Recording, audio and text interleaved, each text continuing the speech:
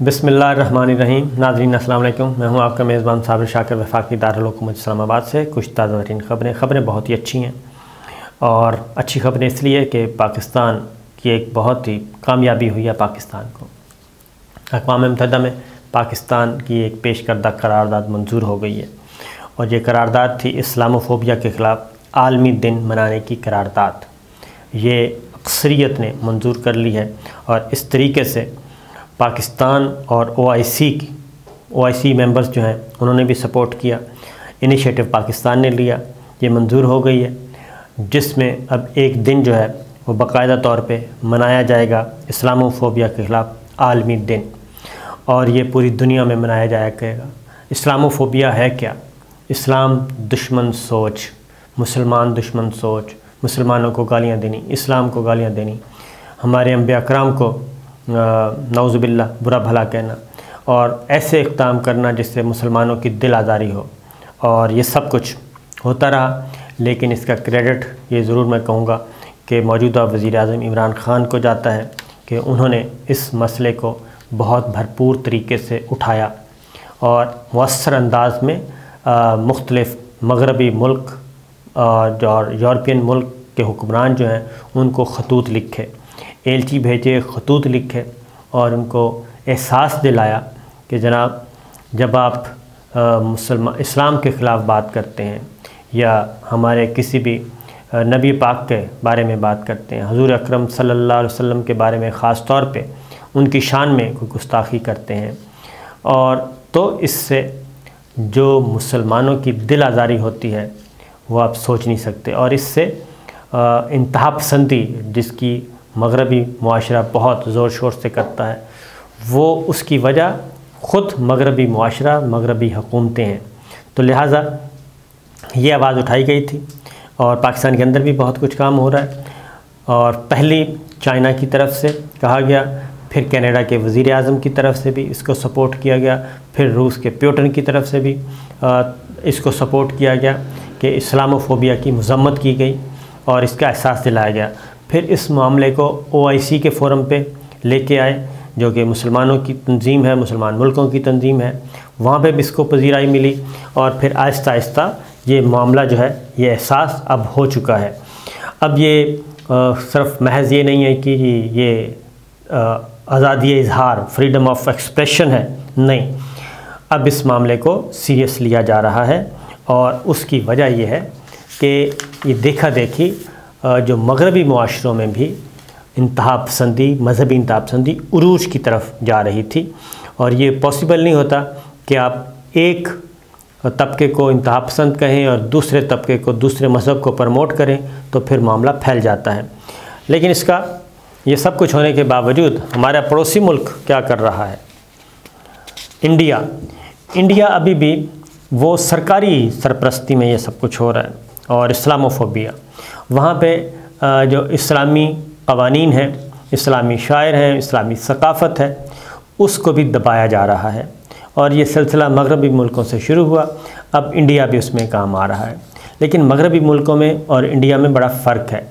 India में मुसलमानों की तादाद 25 करोड़ है और सिखों की तादाद भी करोड़ों में है, ईसाइयों की तादाद भी इसी तरीके से है। तो इंडिया में इतनी बड़ी मेजॉरिटी को, इतनी बड़ी मेजॉरिटी, मिनॉरिटी है लेकिन इतनी बड़ी मेजॉरिटी को, करोड़ों लोगों के दिल आप कैसे दुखा सकते हैं? तो वहाँ पे सरकारी सरपरस्ती में ये सब कुछ हो रहा है। इस्लाम दुश्मनी, इस्लामोफोबिया, इस्लामी शायर, इस्लामी सकाफ़त, तो वहाँ पे तो कोई भी अक़लियत महफूज नहीं है। लेकिन उसका ज़्यादा ख़तरनाक बात है कि इंडिया में जो इदारे हैं, जिन इदारों ने इंसाफ फ़राहम करना होता है, वो भी अब आज़ाद नहीं रहे, वो भी उस इंतहा पसंदी की ज़ेरे असर आ गए हैं, उस खौफ में जी रहे हैं सारे के सारे, जो BJP, RSS और ये सब लोग कर रहे हैं। अब मामला हिजाब का, आपको मालूम है कि भारतीय रियासत कर्नाटक की एक अदालत में मुकदमा चल रहा था, क्योंकि वहाँ पे ख़ास तौर पे तालिबात को, और मुसलमान तालिबात इस्तेमाल करती हैं, उनके हिजाब को, उनके पर्दे को, उनके गाउन को, उस पर पाबंदी लगा दी थी। और उन्होंने कहा था कि स्कूल में नहीं आप आ सकते, कॉलेज में नहीं आ सकते, तालीमी इदारों में बैन। वो एक अल्लाह अकबर का नारा भी मुसलमान लड़की ने लगाया था और उसने सबसे पहले चैलेंज किया था। ये चीज़ गई कर्नाटक हाई कोर्ट में और चीफ जस्टिस की सरबराही में 3 रुकनी बेंच ने इस पे किया समाअत कर रहे थे। जनवरी से ये समाअत शुरू थी, लेकिन इंतहाई अफसोस के साथ जो फ़ैसला आया वो हुकूमत के हक़ में आया है और उसमें कहा गया कि जी पाबंदी लगा सकती है हुकूमत। अब इसको न सिर्फ भारत में, बाकी तमाम मुसलमान तो इसको तनकीद का निशाना बना ही रहे हैं और इस पे बल्कि जो गैर मुस्लिम हैं वो भी आहिस्ता आहिस्ता रहनुमा इसके हक़ में आ रहे हैं कि ये तरीका दुरुस्त नहीं है। तो इस्लामोफोबिया उधर बढ़ता जा रहा है और इसमें और कोई वजह नहीं है। फिर एक और मुश्किल आई है, इंडिया के लिए मुश्किल है, और उसमें फिर अमेरिका और चाइना, ये कहा जाता है ना कि पाकिस्तान अमेरिका की तरफ से ये कहा जाता है कि आप अपनी पॉलिसीज़ को, ख़ारजा पॉलिसी को ज़रा रखें, म्याना रवि इख्तियार करें और किसी एक पलड़े में ना जाएं।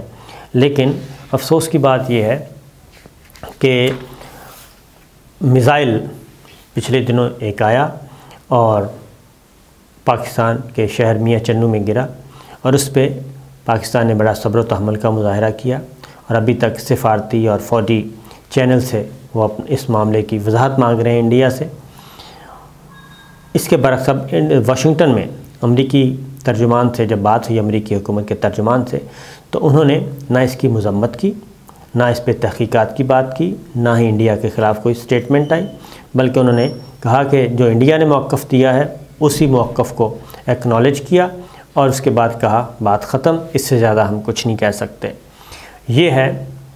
अब अमेरिका का रवैया उस वक्त क्या था जब हमारे बालाकोट में ख़ास तौर पे किया गया था, इंडियन तैयारा आया, एक बारूद गिरा के चला गया और उस पे क्या कहा गया था, ये कहा गया था जी कि वो तो आए थे और इंडिया को हक़ है और वो एक पूरी जनाब दहशतगर्दों का ठिकाना था।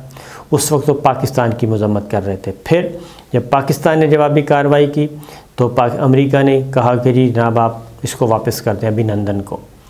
तो उस वक्त भी उनकी टोटल जितनी भी सारी थी। फिर पठानकोट हुआ बग़ैर किसी सबूत के पाकिस्तान पे चढ़ाई, बॉम्बे हुआ पाकिस्तान पे चढ़ाई। लेकिन अब इतना बड़ा इवेंट हो गया है और कोई पता नहीं है कि भारत के जो उनका जो जौहरी मवाद है वो चोरी हो चुका है, उसके ख़िलाफ़ भी अमेरिका नहीं बोला, जबकि पाकिस्तान ये कह रहा है। और ये कोर कमांडर्स कॉन्फ्रेंस में भी ये बात आई और उसमें भी तशवीश का इजहार किया गया और उसमें इस रद्द-ए-अमल जो इंडिया का, दिल्ली का वज़ारत दिफ़ा, भारतीय वज़ारत दिफ़ा का स्टेटमेंट था उसको रद्द कर दिया गया। उस पर अदम इत्मीनान का इजहार भी किया गया और जो गवर्नमेंट मुतालबा कर रही है कि इसकी जॉइंट इन्वेस्टिगेशन होनी चाहिए और ये महज ये कह देना कि जनाब ये गलती से हो गया, ये पॉसिबल नहीं है। ये गलती नहीं हुई बल्कि ये दानिस्ता हुआ है। अब ये दानिस्ता फ़ौजी कमान से कोई निकल गया था, किसी फ़ौजी अफसर ने किया है जो कि मुश्तिल हो गया या इंतहापसंदी की तरफ चला गया, जिसने अपनी कमान का भी हुक्म नहीं माना और उसने मिसाइल दाग दिया, नफ़रत का इजहार किया, या फिर ये चोरी हुआ। ये सारे जो सवालात हैं मांगे जा रहे हैं। अमेरिका कोई कुछ इस पे एक बात भी करने के लिए तैयार नहीं, जबकि दूसरी जानिब चाइना जो है वो पाकिस्तान के साथ खड़ा हो गया और पाकिस्तान के मौक़िफ़ की तायीद की और इसकी तहकीकात की मुतालबा किया और मुश्तरका तहकीकात का मुतालबा किया। तो ये वो डबल स्टैंडर्ड है जिसकी वजह से अमेरिकी पॉलिसी साज़ों को ये सोचना चाहिए कि वो पाकिस्तान पे चढ़ाई तो करते रहते हैं, पाकिस्तान से तवक्को तो करते हैं कि पहले जैसा उनको यहाँ पे माहौल मिले, लेकिन दूसरी जानिब वो ये करते हैं कि जनाब इंडिया के ख़िलाफ़ एक लफ्ज़ तक नहीं बोलते।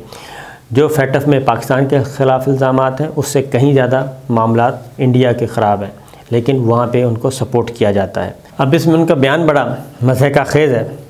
वो कहते हैं, भारत कहते हैं बरामोस सुपरसोनिक मिसाइल का एक गैर मुसल्ला प्रैक्टिस विजन भारतीय फ़िज़ाइया की खुफिया सैटेलाइट बेस पर मुआयने के दौरान गलती से पाकिस्तान में फ़ायर हो गया था।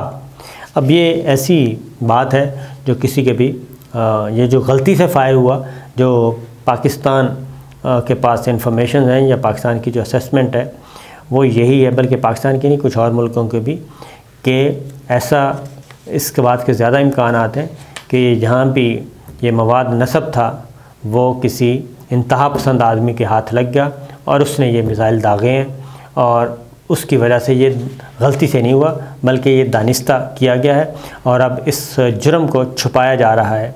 ये वो कहते हैं ये मशकी मिसाइल था और इसलिए इस पे कोई हथियार नहीं था, कोई बारूद असला नहीं था, लेकिन ये बात मानने के लिए कोई भी तैयार नहीं है। और हमारे नेशनल सिक्योरिटी एडवाइज़र ने भी, वज़ारत ख़ारजा ने भी, सब इस मामले को सीरियस लिया हुआ है और इसलिए कोर कमांडर्स कॉन्फ्रेंस में भी इसका तस्करा हुआ।